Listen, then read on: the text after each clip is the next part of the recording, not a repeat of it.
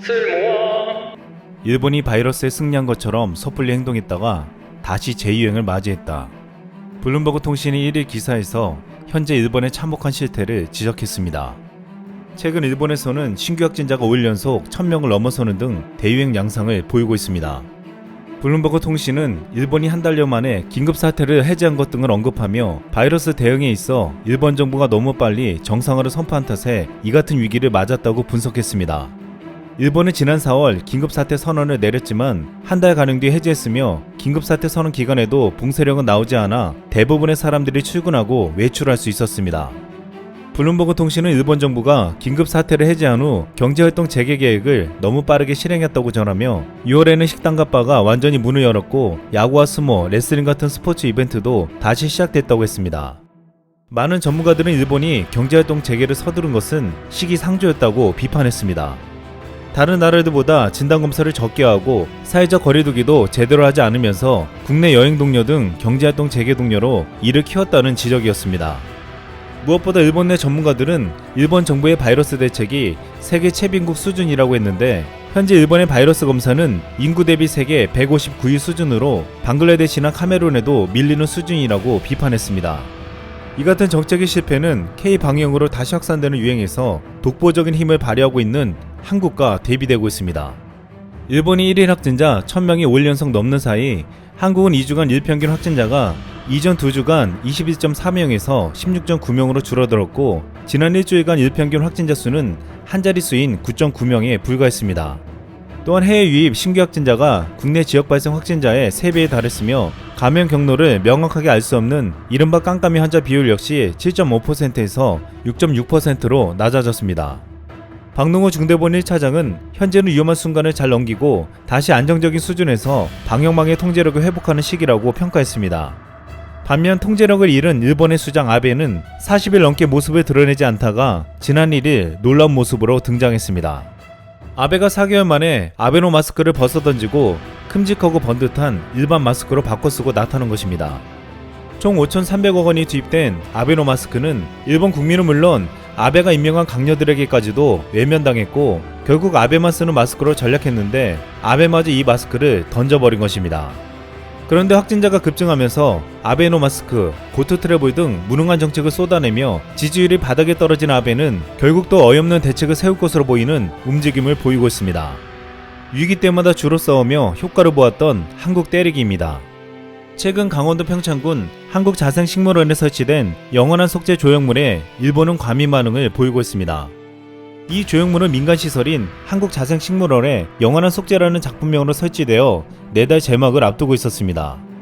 일본의 주요 일간지들이 지난달 29일 이 조형물을 보도했고 중요한 것은 일본 정부 대변인인 스가 관방장관이 나선 것입니다. 그는 국제예의상 허용되지 않는 일이라며 아베 사제상이 한국에 설치된 것이 사실이라면 한일 관계에 결정적인 영향을 미칠 수 있다고 경고하기도 했습니다. 이에 대해 호사카 유지 교수는 민간인이 민간 부지에 사비로 조형물을 설치한 것에 대해 일본 정부가 대응한다는 것은 외교적인 결례라고 지적했습니다. 과거 무토 마사토시 전 주한 일본 대사가 문재인 한국의 재앙이라는 책을 버젓이 출판했음에도 한국 정부는 별다른 대응을 하지 않았기에 이번 조형물에 대한 일본 정부의 대응은 과잉되었다고 지적한 것입니다. 호사카 유지 교수는 이번 바이러스에 제대로 대처 못한 아베 정권은 자민당이 중의원 선거에서 66석을 잃을 것이라는 전망이 현지에서 나오고 있다고 했습니다. 일각에서는 이런 위기의식에서 한국에 흠잡을 것이 없나 노리고 있는 것으로 보고 있습니다. 또한 일본 강제징용 기업의 국내 자산 압류를 위한 우리 법원의 절차가 4일 0시부터 시작됩니다. 일본 정부는 보복하겠다고 큰소리치면서 모든 대응책을 검토하고 있다며 방향성은 확실히 나와 있다고 공언했습니다. 니혼 게이자이 신문은 지난 2일 비자 발급 제한과 금융 제재 등이 검토되고 있다고 전했고 요미우리 신문은 일본 정부가 추가 보복 조치로 관세 인상과 송금 중단, 금융 제재, 비자 발급 제한, 일본 내 한국 자산 압류, 주한 일본 대사 소환 등을 검토하고 있다고 전했습니다. 하지만 일본의 이런 보복 경고에 우리 정부는 확실한 대응책을 이미 마련한 것으로 알려졌습니다. 일본 정부가 관세를 인상하거나 비자 발급을 제한하면 우리도 관세 인상이나 비자 발급 제한으로 맞대응하고 수출 규제는 세계무역기구 제소로 대응하겠다고 했습니다. 그동안 우리 정부는 파국을 피하기 위해 여러 해법들을 일본 정부에 제시했지만 모두 거절당한 것으로 알려졌습니다. 우리 정부는 대법원 판결 이행에 따른 일본 기업의 손실을 보존해주는 방안을 지난 3월에서 4월쯤 일본에 제안했지만 거절당했다며 일본 측은 1965년 한일 청구권 체제를 뒤집을 수 없다는 기존 입장을 고수했다고 했습니다. 이 같은 우리의 노력에도 일본이 재보복을 해온다면 우리는 절대로 물러서지 않겠다는 전략을 세우고 있습니다. 최근 우리 정부는 일본이 반도체용 소재인 포토레지스트와 플루오린 폴리이미드의 수출을 전면 중단하는 것에 관한 대응책 마련에 고심해온 것으로 알려졌습니다. 지난해 일본의 수출 규제 이후 고순도 브라우스소의 수입은 크게 줄어든 반면 이들 두 소재의 일본 의존도는 여전히 높기 때문입니다. 이 같은 우려에 삼성전자가 최근 놀라운 발표를 했습니다. 고감도 고성능 포토레지스트를 개발하며 기술 우위를 확보하겠다는 것이었습니다. EUV 장비를 활용한 노광 공정에 쓰이는 포토레지스트를 만들 수 있는 국내 업체는 현재 없습니다. 이 때문에 우리는 일본 TOK, JSR, 시네츠 등 일본 업체의 90% 이상 의존하고 있는 것으로 알려졌습니다. 이 같은 상황에서 삼성은 일본 기업에 대한 의존도를 줄이겠다는 것으로 파악되고 있습니다. 삼성은 이미 미국 포토레지스트 전문 스타트업 인프리아에 대한 지분 투자를 이어오며 인프리아는 EV용 무기 포토레지스트 개발 기술을 보유하고 있는 것으로 알려졌는데 올 초에 인프리아의 무기 포토레지스트가 일본 업체 유기 포토레지스트보다 성능이 뛰어나고 삼성전자의 테스트가 마무리 단계라는 국내 정보기술 전문 매체에 보도가 나오기도 했습니다.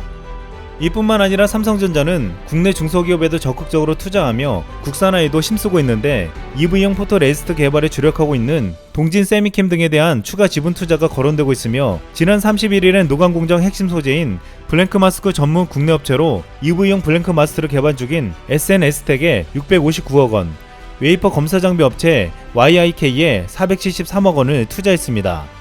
반도체 업체 관계자는 일본 제품을 배척하는 게 능사는 아니지만 의존도가 지나치게 높다면 다변화의 필요성이 크다며 미국이나 국내 업체를 육성하는 게 삼성전자에 장기적으로 도움이 될 것이라고 설명했습니다. 한국은 이렇게 반도체 소재 수출 규제에 준비하고 있는데 일본이 쉽게 수출 규제 카드를 또다시 들고 나올 수 없는 이유가 있습니다. 일본의 반도체 소재 기업들이 살기 위해서 한국으로 생산 공장을 빠르게 이전하고 있기 때문입니다. 일본 반도체 소재 기업 도쿄오카 공업은 올해 3월부터 인천 송도에 있는 삼성물산과의 합작법인 TOK 첨단재료 주식회사에서 극자외선용 포토레지스트를 만들고 있습니다.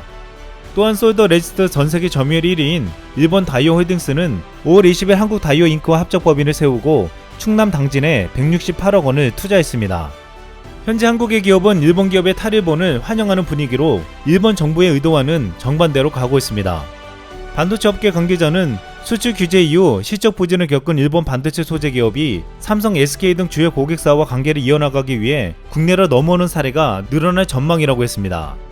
지금 일본 정부가 내세우는 수출 규제는 제대로 힘을 쓰지 못하고 있어 앞으로 일본이 할 수 있는 것 중에 하나는 금융 제재로 보고 있습니다. 하지만 6월 말 한국의 외환 보유액은 4,100억 달러를 넘으며 사상 최고가 되었고 신용도가 높은 한국은 일본이 아니라도 다른 곳에서 자금을 충분히 조달할 수 있다고 보고 있습니다. 그렇다면 남은 일본의 카드는 비자 발급 제한으로 들 수 있는데 지금 폭발적으로 증가하는 일본의 상황을 보면 오히려 이것은 고마운 조치라는 말까지 나오고 있습니다. 일본의 아베 정권은 올해 올림픽을 유치하기 위해 제대로 바이러스 검사를 하지 않았고 경제가 하락하고 지지율이 떨어지자 한국 때리기에 나섰습니다. 지금 예정대로라면 도쿄에서는 전 세계인들의 축제인 도쿄올림픽이 열렸어야 했지만 그 대신 일본은 확진자 급증과 경제 위기라는 최악의 사태를 맞이하게 되었습니다. 여기서 일본이 망할 뻔한 한국을 유일하게 도와줬다는 말이 최근 나오고 있습니다. 원래 2020년 올림픽을 부산에서 유치하려고 했는데 아베가 뇌물까지 써서 우리의 유치를 막았기 때문입니다. 이상 쓸멍이었습니다.